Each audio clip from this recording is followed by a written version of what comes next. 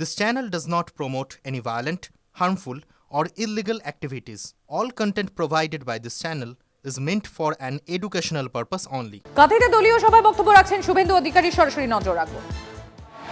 লক্ষ্যে অবিচল থেকে অর্জুনের লক্ষ্যভেদের মতো কি করে জয় ছিনিয়ে আনতে হয়, মানুষের গণতান্ত্রিক আস্থার প্রতিফলনকে অমর্যাদা করে দেওয়া যায় না, আপনারা সেটা দেখিয়েছেন। আমি বলবো আমাদের সামনে 2026-এ সবচেয়ে বড় লড়াই, কারণ এই রাজ্য কাশ্মীর হতে চলেছে, এই রাজ্য বাংলাদেশ হতে চলেছে, একটা অংশ তো হয়েই গেছে। আপনারা বাংলাদেশের ঘটনা থেকে পরবর্তীকালে সরস্বতী পুজোর আক্রমণ, মোথাবাড়ি, তারপরে মুর্শিদাবাদ দেখার পরে আপনারা সবাই বুঝে গেছেন লক্ষ্মীর ভান্ডার, 1,20,000 বাড়ি, এগুলো সব গৌণ। নিজের ধর্ম, নাম, পরিচয়, পূর্বপুরুষের পরিচয়, নিজের তুলসী মঞ্চ, নিজের গলার কণ্ঠি, মহিলাদের শাখা পলা, এ রক্ষা করাই এখন সবচেয়ে বড় আমাদের কাছে চ্যালেঞ্জ হয়ে গেছে পশ্চিমবঙ্গে। স্বাভাবিকভাবে আমি বিনীতভাবে অনুরোধ করব যে আমাদের নিবিড় জনসংযোগ করতে হবে, সনাতনী হিন্দু সমাজকে একজোট করতে হবে।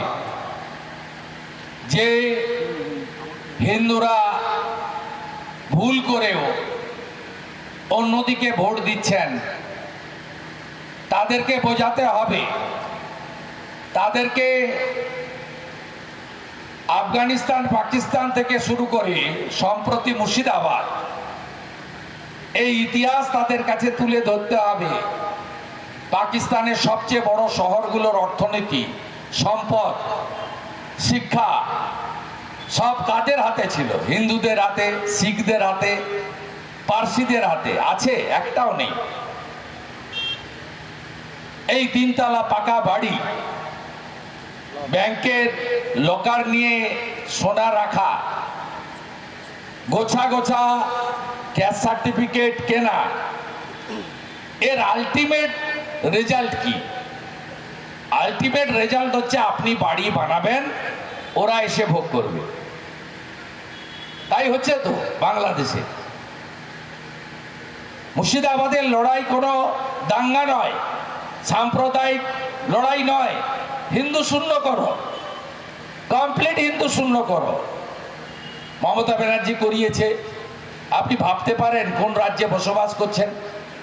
11 তারিখে আমি ওইদিকেই ছিলাম, মালদার মোথাবাড়িতে। 2:30 থেকে 6:30 পুলিশ ছিল না। আপনারা টিভিতে দেখেছেন, কোনো পুলিশ ফোন ধরেনি।